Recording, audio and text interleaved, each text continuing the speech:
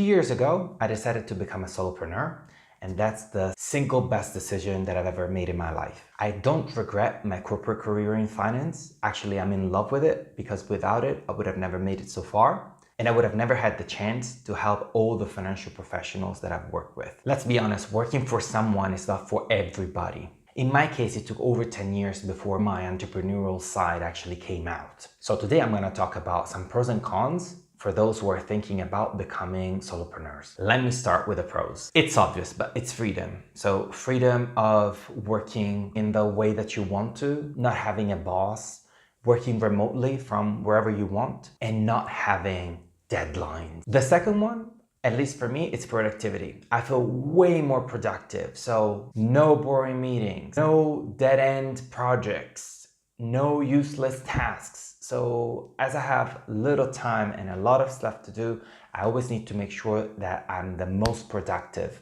and I only work on things that are really needed. And finally, the upside potential. So I like the idea that if you work hard, you can also get more. Instead of working harder, for example, working on weekends, but your pay is always the same. It might be really high, but it's much better to think that if I'm going the extra mile, then I'm gonna get something more. So now the cons, and I wanna specify that these are the cons for me. For you, they might be different. So the first one, you're not expecting it, but it's constant self-development.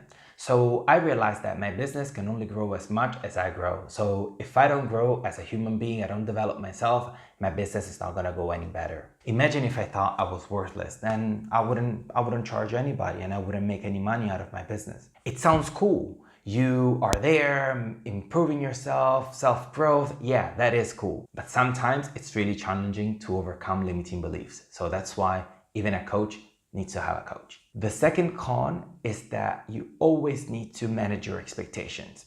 When you work for an organization, whether it's big or small, there's always a team, there are people doing stuff. Instead, when you work for your own, you are the manager, but you're also the analyst and the intern. That means that a strategy may sound great, but actually you don't have time to do it, or you might not have the budget to hire someone to do it. Also, things might not be going as you wish, so you constantly need to manage your expectations because there's so much risk.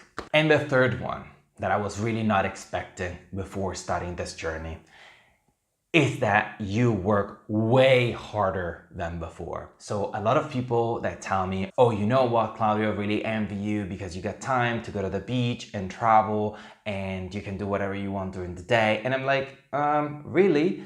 I don't, because working as a solopreneur requires so much energy. Guys, I hope it helped. If you enjoyed the video, please put a like so other finance professionals who are thinking about starting a side hustle or their own business are going to enjoy the video.